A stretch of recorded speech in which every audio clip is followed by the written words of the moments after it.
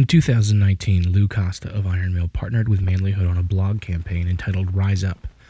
We wrote weekly blog posts exploring manhood and calling men to step into more. We shot a handful of videos to go along with our posts, but we never used them. In June of 2021, Lou passed away unexpectedly. It was a shock to not only his biological family, but to his family that he built around him as well. After he died, I dug out the unused footage that we shot. It was raw, powerful, and I think it deserves to be a part of Lou's legacy. Someday, Lou's sons are going to Google his name, and I want them to be able to see his face, to hear his voice, and to see into his mind and his heart.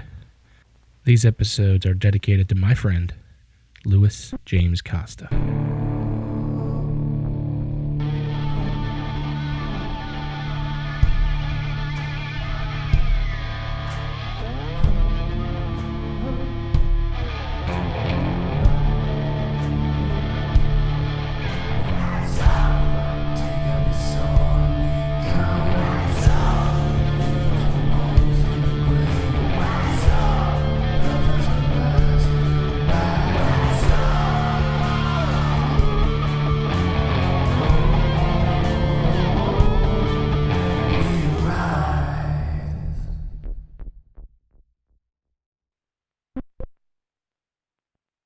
So, are we rolling now? We are rolling. Rise up. Welcome back, guys. We are glad that you guys are joining us for these sessions, I guess we could call them. 12 weeks. This is our second week of this, and I'm really pumped about what's been happening. I'm really excited to see a lot of the feedback that we've gotten from you guys, the things that you're sharing in the Facebook group. And if you're not in the Facebook group, it's called the Manlihood Man Cave. Hop in there and share with us. If you're anti-Facebook, that's fine. Turn one notification on your phone. Manlihood face. Manly. There you go. Just that one, so you can follow it. Or turn the rest off. Or just shoot us an email, because if the stuff we're saying is speaking to you, tell us. We're loving the stuff that we're hearing from you guys. It's been pretty positive. Thank you. Yeah, it really is, and it's awesome to see you guys being challenged, and thank you for challenging us, because we don't want to stay where we are either. We want to rise up. It's awesome. I don't really like it. Just kidding. So, let's talk about "Bleeding Me," which is what, a line from Metallica, right? You better know that line. I love Metallica. I love me some Metallica. And the orchestra Metallica. That was right after people didn't like Load and Reload from Metallica. I happen to love them. I guess. I was never a diehard Metallica fan. I guess it's the same thing. And, everybody has their thing. But they did a live orchestra with "Bleeding Me" and there's a couple great songs off it. I can't think off the top of my head, but. So that version, when they have the big drums going, and James just out there jamming, that song is one that I've had on my playlist for a while. So I have this thing where I like to write. If I'm listening to a song, it's almost like a flow state, where I'll listen to the same song and just write to it, or just run to it over and over and over, and it's just something that it was a motivational thing. So yeah, I love the post that you wrote about this too, Luke, because you're walking, you're just describing your run. That's it. Which would just be that. Except just me running, but it's totally revealing concepts and ideas, and like there's more to it than just running down the street. There might facing be another layer to Lou besides just You're not just a meathead. I'm not just a meathead, Jeff. I'm trying to tell people that this whole life. No one listens. But it really is just a meathead, because it is just running, and it is, like you said, the concept behind it is motivation, and it ties in nicely to your piece, toxicity. Toxic. Yeah. Toxic. Yeah. Just talking about how we will let our thoughts hold us back, right. And we believe things that are not true, and we hold on to them, and they go deep, dude. Like, this is. I remember sitting in on this session one time. It was therapy. Nothing wrong with therapy. Yeah, we're doing it right now. But this was one of those therapies where, like, they totally. Care to share? Well, I want to talk to you about it. It's one of these things where they did it so weird, like. Have you ever seen primal therapy, where they have people like screaming and like pounding on things to get the anger out of the way so that you could... I kind of love that. You probably would. I felt like a fool, man. I'm like, ah! I'm like, no, Yeah. That's enough of this. Yeah. He's like, well, just tell... You don't like that? He gets his little ceramic baby doll. He's like, just tell baby Josh how you really feel. No, that's not so good. Then he hands me a baseball bat. And I'm like, this is dumb. You know where this is going. You know what helped me, though? I sat down and I wrote it out.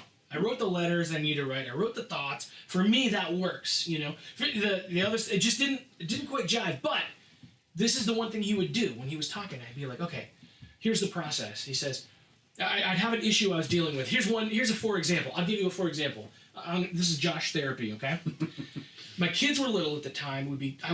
I would explode in rage. We'd be driving in the road, and they would be screaming and laughing and throwing things, and the back of the car would be so loud, and I could feel the back of my neck getting hot and my ears getting hot, and it would just be like pain searing and anger building, and I would just scream at him. You know, and so we're sitting, and I'm like, he's like, okay, well, when's the first time you remember feeling like that? And I would, well, you know, and we'd go back and we'd, you know, I said, well, the kids, after they were born, and they wouldn't stop crying. He goes, no, earlier than that. You know, and we went through it. I mean, you know, we started getting all the way back to my early childhood and riding on the school bus, and, you know, they would flick my ears until they bled. You know what I mean? Like, and it was always loud, and they were throwing stuff, and it was like all of a sudden I'm like,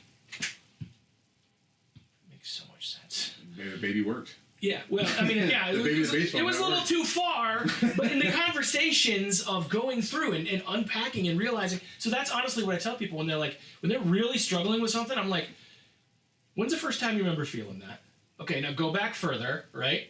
Because the first time you remember, then when you think about it, you can go back, you know, and you just, when's the first time I remember feeling that? And then the next question is, what happened, right?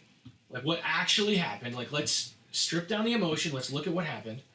Now, what's the lie that you believed about yourself and the world around you? That's a big one. That's the what's the lie? And then once you've identified the lie, you've got to identify the truth. Yeah. And then, like, I'm a big. And then past that, what's the hardest part past that? Working out of it. Well, exactly. And that's, we talk about strength training, right? Like, you write down that, like, what I would do is I would write down that truth, and then I would come back to that truth, and I'd say it out loud, and I'd have to drill the truth into my head to overwhelm all of the lies, you know? And that's when I'm talking about toxic, man, that's what I'm talking about. Like, we have these behaviors in our life right now, whether it's alcohol, addiction, or whether it's just a bad attitude. Like, it comes from somewhere. And maybe it wasn't something that was done to you. Maybe it was something that was done to you. But whatever happened, there's a thought in your mind that is wrong. Your behaviors come from your feelings. Your feelings come from your thoughts. And our brains are like, we'll talk about brains later. Holy cow. Brain chemistry and neuroscience is amazing. The way that our chemicals and electrical signals work through to access memories is, we're going to talk about that later.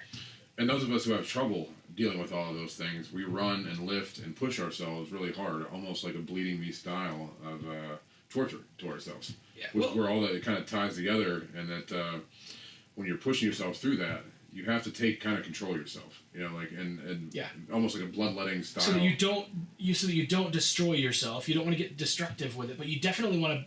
You're trying to build. You push yourself to your limit, and then it builds.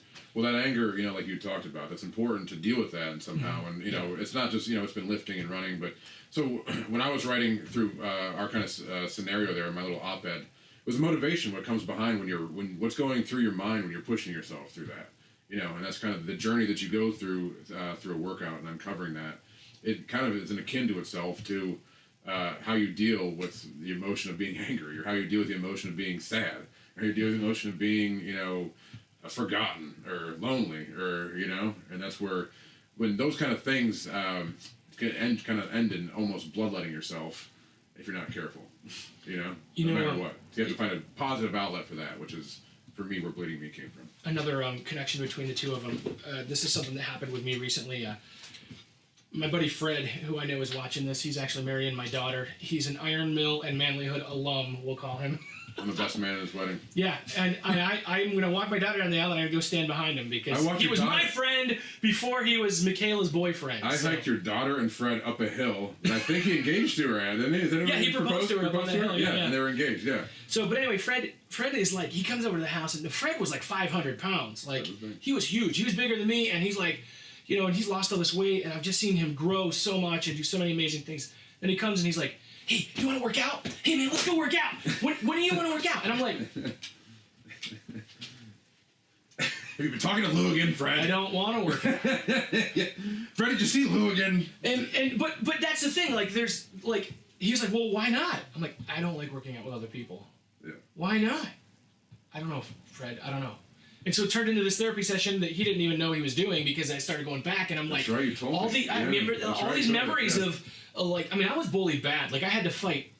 I'm gonna say probably from the halfway through 6th grade through 9th grade, like maybe the beginning of 9th grade. I had to fight like every day because people would push me. I was the big kid, and it was like, we got something to prove.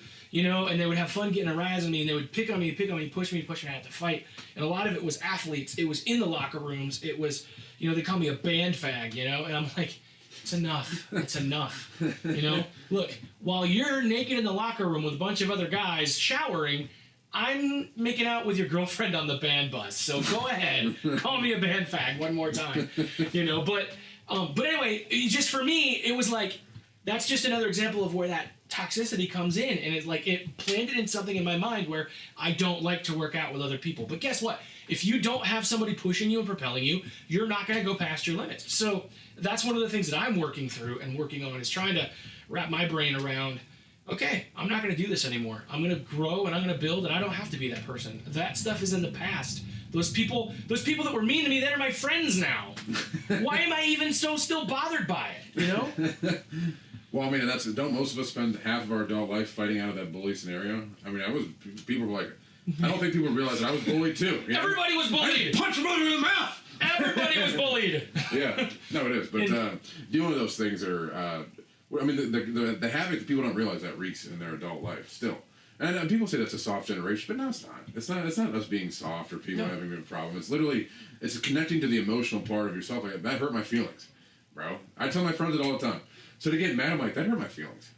I say that to people. And it's okay. Yeah. And if it doesn't, I think I'm being funny, but I'm not. I'm like, whenever I say that, it really hurts my feelings. I just say it funny because it's a deflection again. Yeah. and it's perfectly fine to have that conversation. Say, look, you went too far. You know? Yeah. Like, dude, you can call me fat all you want, but don't say anything about my mama, or I'll bust your teeth in. Like, you can say that. Well, you can draw your lines and you can tell people that's too far. I don't like that, and it works. Yeah. So, anyway, that's the stuff we're talking about, dude. I really love Bleeding Me, and I love these concepts and these things that we're talking about. So, guys, make sure that if you're just jumping into this and you haven't been following along, this stuff isn't going anywhere. This content is going to be there, and so you can always go back and you can check it out. But I want to encourage you. Hop on the Manlihood Man Cave, weigh in with the other guys, talk about this stuff with us, get together with a buddy in real life and talk about this stuff. And walk together, run together. Exactly. Lift together. It's simple. Do some arm wrestle. Yeah. Do something to get that flow going and just connect. You don't have to go through the stuff that you're going through alone, and push through. Whatever it is you think is your limits, just push through. Because, I mean, and if you don't like the idea of toxicity, being toxic, and you don't like what we're talking about here, there's a bunch of other issues that we're going over here. But it's about doing it together. It's about going through this thing and picking out what you can take to your life, what you can bring into your own soul and your own life and make it better. That's really what we're doing. This is important. When the initial part of Rise Up, we said, what are we doing this for? What are we doing this here for, Josh and Lou? It's because men forgot what it's like to be a brotherhood. Mm-hmm. We forgot what it's like to raise our sons properly or to talk to our dads. And those are important things that... We forgot what it's like to push through the things that we think we can't do and do them. And if you want some motivation, read Bleeding Me. If you were bullied as a kid, read Toxic. Because that's our mentalities on going through real things, which is what we're trying to share here. It's a therapy session for us too. Yeah. Written out, shared. We have all of these great camps we're doing, all of these great community exercises. There's so many ways for you to get involved than just scroll through your Facebook and look at us. What I want you to do is be involved. And I don't care if you're involved with us. Get involved with your school, your kids, your family. There's so much information we're putting out there, and not because we know better, but because I've done it wrong. I've done it wrong before. I've done a few things the wrong way, and I know how to do these things that I'm telling you right. So get on board, man. Exactly. You know what I mean? That's what Rise Up is. Yeah. Iron sharpening iron. Exactly. Sharpen it against each other, man. So, and if you're not even in the area, we're doing a lot of things in our hometown because we're here. If you're not even from here, get together with guys there. They're there. They want to be with you. They need you as much as you need them. So just do it. Make it happen. Rise up, man. Rise up. Rise up.